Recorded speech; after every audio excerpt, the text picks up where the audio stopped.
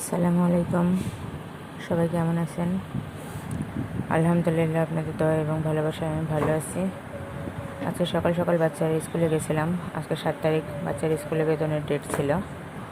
ওকে স্কুলে রেখে মাছানুতে কিছুক্ষণ বসে থেকে তারপরে বেতন দিয়ে বাসায় আসলাম। এসে আমার বাচ্চা আজকে সকাল সকাল বারবার বলে গেছে যে আজকে আমি পরোটা খাবো।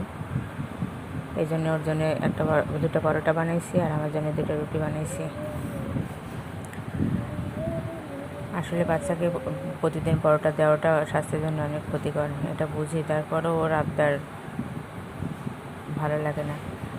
কয়েকদিন পর পরই দেওয়ার চেষ্টা করি, তাও দেইনি কয়েকদিন ধরে। আপনারা সকালে কী কী নাস্তা করলেন অবশ্যই জানাবেন। আর অবশ্যই আমার পেজটাকে লাইক, সাপোর্ট আর ফলো দিয়ে পাশে থাকবেন। আসলে আমি বুঝি না মাঝে মাঝে কে এইগুলা যে ফলো দেয় আবার আনফলো করে দেয়।